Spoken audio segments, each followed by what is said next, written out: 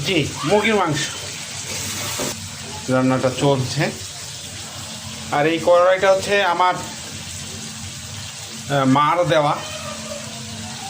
আম্মা এই কড়াইতে রান্না করছে মিনিমাম 7 থেকে 10 বছর। তারপর আমাদের সংসারে এই কড়াই চলতেছে। এই কড়াইটা আমাদের সংসারে প্রায় 11-12 বছর চলতেছে। তো সবাই বলবেন যে এটা এত কালো হয়ে গেছে কেন? এটা শুধুমাত্র তেলের কড়াই, তেলের কড়াই। এখন বলতেছেন কড়াইটা কীভাবে হাতে নাড়তেছেন? এটা অভ্যাস হয়ে গেছে, আমি রান্না করতে করতে করতে অভ্যাস হয়ে গেছে যে হাতে গরম আর লাগে না। ওই যে আমাদের দাদি নানি মার মতনই হাত পুড়ে পুড়ে পুড়ে পুড়ে হয়ে গেছি আসলে। এখন মোটামুটি কষানো শেষ, আমরা একটু পানি দিব। আর সাথে আমরা রান্না করছি লাউ, লাউ, হ্যাঁ লাউ আলু। লাউ আসলে আমাদের নবী করিম সাল্লাল্লাহু আলাইহি ওয়াসাল্লাম খুবই পছন্দ করতেন।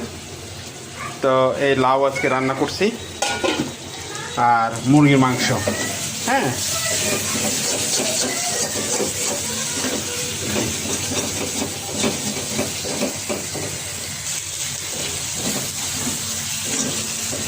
জি মোটামুটি কষানো হয়ে গেছে।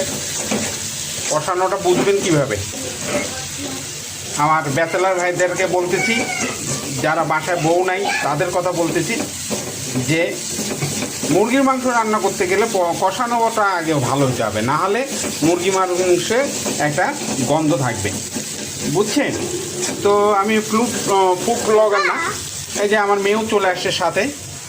এই যে আমার মেয়ে একটু হেল্প করতেছে। আর এখন আমরা কি দিয়ে দেব? এখন আমরা দিয়ে দেব হচ্ছে পানি। একটু পানি দিয়ে দিলাম।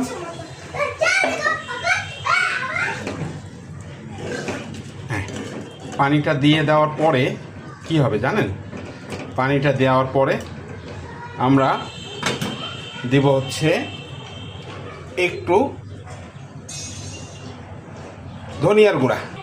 ধনিয়ার গুঁড়াটা, এই যে এই ধনিয়ার গুঁড়া শেষ হয়ে গেছে যদিও, তারপরও দিয়ে দিলাম। মেলাগুলাই আছে এইটুকু মুরগির জন্য। হ্যাঁ,